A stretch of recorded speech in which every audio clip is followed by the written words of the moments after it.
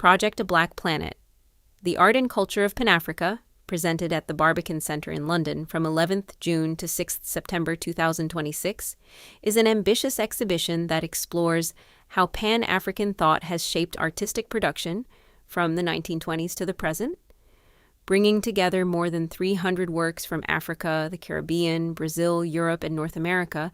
It presents Pan-Africanism, not simply as a political movement, but as an intellectual and cultural project that has inspired generations of artists.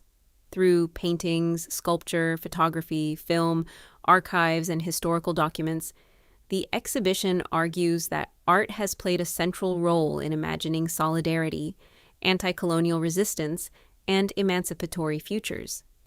This exhibition provides an ideal opportunity to revisit the arguments advanced by the Kenyan writer and critic John-Baptiste Oduor in his essay The Politics of Black Figurative Art Today.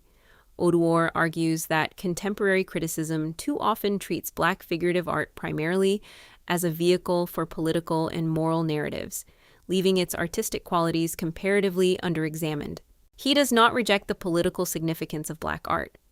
Rather, he questions a growing institutional tendency to approach Black artists primarily through the lens of race, identity, and historical justice, sometimes at the expense of aesthetic criticism. His concern is not that politics has entered the gallery. Pan-Africanism has always been political. It is that political interpretation can become so dominant that the artistic language through which those ideas are expressed receives comparatively less attention. The Barbican's curatorial premise is both coherent and persuasive. Rather than presenting Pan-Africanism as a stylistic category, the exhibition traces it as a network of artists, writers, activists, and intellectuals whose work emerged from shared histories of colonialism, migration, and emancipation. In this respect, the exhibition succeeds admirably. The political and historical framework is not an addition to the display. It is its very subject. Yet, Oduor invites us to ask a different question. Once that historical context has been established, does the exhibition devote equal attention to the artistic means through which these ideas become visible? The issue is not whether politics overshadows aesthetics. It is whether politics is sufficiently explored through aesthetics. Hale Woodruff's Art of the Negro offers perhaps the clearest example.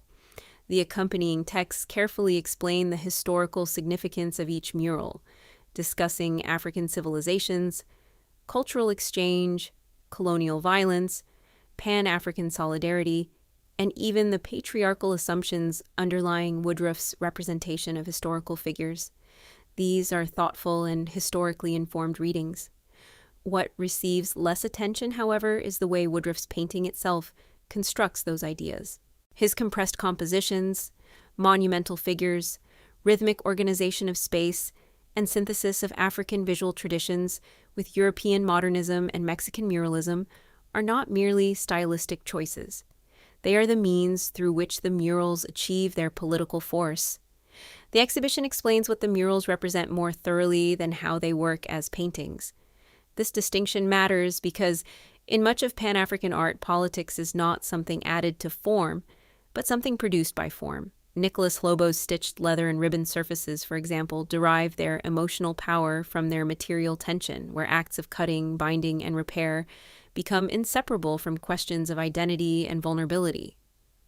Likewise, Ibrahim El-Salahi's calligraphic abstraction transforms Islamic visual traditions into a modern pictorial language that carries cultural and political significance through its formal structure, rather than through explicit illustration.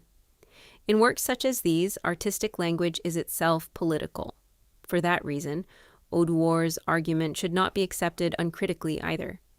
His essay responds to a genuine tendency within contemporary Western institutions, but it also reflects a particular historical moment in which museums have sought to correct the long-standing marginalization of Black artists.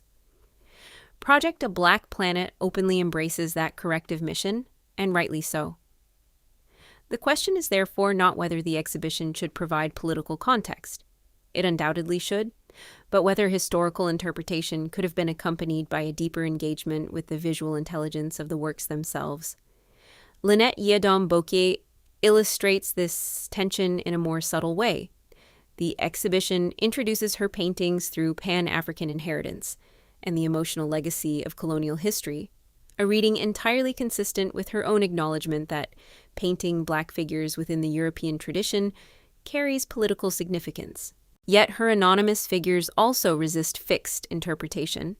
Their psychological ambiguity, restrained palettes, and carefully modulated light invite prolonged looking that exceeds any single historical narrative. Their power lies not only in what they represent, but also in the way they sustain uncertainty, allowing political meaning to emerge without ever becoming fully resolved.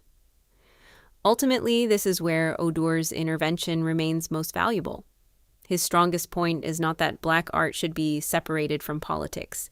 It is that political history and aesthetic criticism should reinforce rather than replace one another. Understanding why these works matter historically is essential. Understanding how they generate that significance through composition, material, color, and pictorial invention is equally essential. Project A Black Planet is one of the most significant exhibitions on Pan-African art mounted in recent years. Its historical achievement is undeniable, and its curatorial argument is both rigorous and compelling. Yet its greatest strength also reveals a productive tension. The exhibition makes a compelling case for the historical significance of Pan-African art.